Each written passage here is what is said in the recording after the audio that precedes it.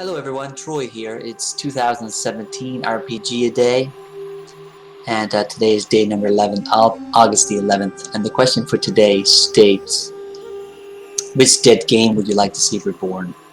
Now, I don't have an extensive history with the games that were popular in the 80s and 90s and no longer exist. As I said in previous videos, I mostly played Dungeons & Dragons at that time. I never really ventured out and played some more of the obscure indie titles of that time that kind of went away, and people would, really desire that they make a return.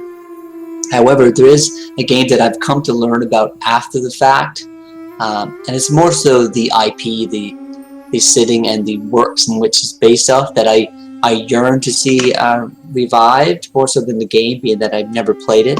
I have read through the rule set, but I've never actually played it.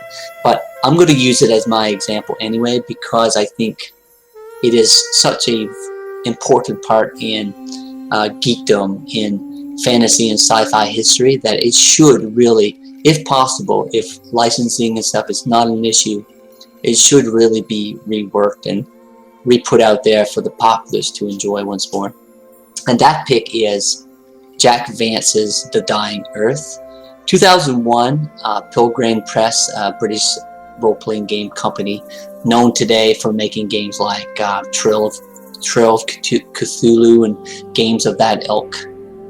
They did have the license, the IP, to make the Dying Earth RPG. It used a D6 system.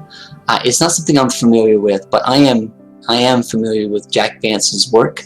The 4-book series originally that started in 1950 that covers the Dying Earth setting and game world, in which it's an indescript amount of time in the future. The sun is dying, and his work, his stories are filled with these extravagant characters. And to my understanding, the RPG that was produced in 2001 actually caters to that.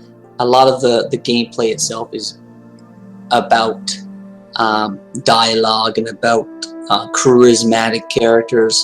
It's not all combat driven. A lot of the interactions is based on a social scale, which I enjoy in games. So if Pilgrim Press or some other company that still has the IP to do a Dying Earth game could even approach it in the same way, wherein a lot of the gameplay focus would be that around social interaction.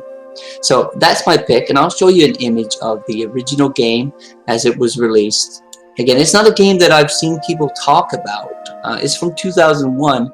I wasn't gaming at that time, so I can't really state if the game was popular or out there in the populace during that time. But today, I've reached out to people that I know that are pretty well-rounded in the gaming, and not a lot of people have a lot of experience with this system or with this game, which I think is a real shame, because Jack Vance is known as one of the Appendix N authors, so one of the authors that people that created Dungeons and Dragons and created Call of Cthulhu, all those individuals in the late 70s and 80s that was really breaking ground with the RPG hobby. Most of them would say it's the leaders of the world or of the earth, and people like Howard and Jack Vance that they use as inspiration for the reason why they created their games. It's still inspiring people today. You'd be hard-pressed to find a better book series to read than The Dying Earth by Jack Vance. So if I could pick one game, or more so I guess one setting or one world that could be recreated today in a new game, put a little bit of paint on that pig and pretty up those books a little bit. I don't even think it needs a big rehash at all. I think just a revitalization, and to bring it back out there for the masses, for them to enjoy. Because in my opinion, there is probably no better setting that can be revitalized and reborn into a new RPG. So that's my pick. It is The Dying Earth role-playing game. A look at the world and setting that was massively created by Jack Vance. Cheers, I'll see you tomorrow.